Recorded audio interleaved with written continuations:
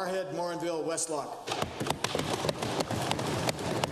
Thank you, Mr. Speaker. Towns, villages and counties across Alberta are worried about their water and wastewater infrastructure.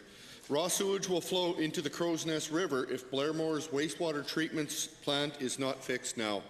The systems in Black Falls and Lacombe can't currently meet environmental standards, which is unacceptable under a government that claims to care for Alberta's environment. To the Minister of Transportation, when will these critical projects receive funding so municipalities will not have to sink to Montreal's level and pollute a major waterway with raw sewage? Very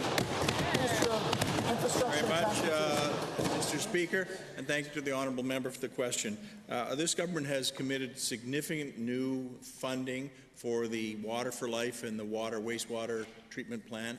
That's about $107 million over the next couple of years, Mr. Speaker, and those applications have been received and are being considered. We expect sometime in June we'll be able to start making some announcements about what those projects that have been funded are. First supplemental. Thank you, Mr. Speaker.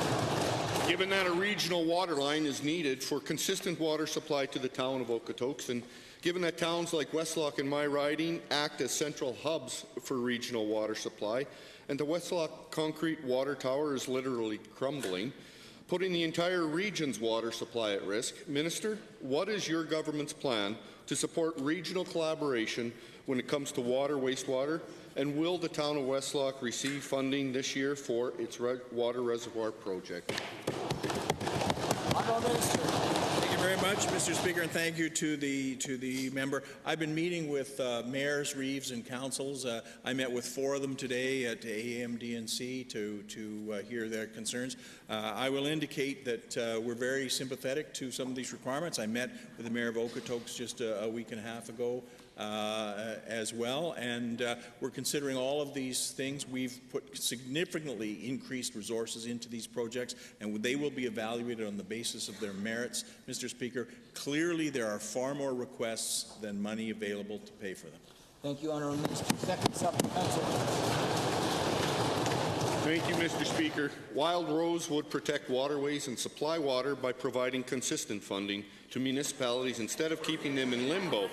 Given that 56 projects were approved under the Small Communities Fund and that 49 of those were for water, wastewater or stormwater, and given that we have a duty to manage our natural resources and protect them from raw sewage dumps, would the minister agree there is a crisis in water, wastewater infrastructure in Alberta, and this government has a responsibility to help address the crisis?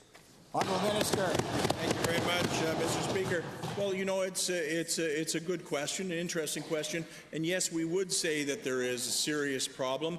Infrastructure spending, of course, was reduced under the previous government, particularly during the Klein period, and we're very struggling to catch up. We put additional resources, but it's a bit rich coming from a member of a party that would cut $9 billion out of our capital spending. Nothing would get done, Mr. Speaker. He wouldn't get his water tower. He wouldn't get his water line. Unless the NDP government is here, nothing will happen.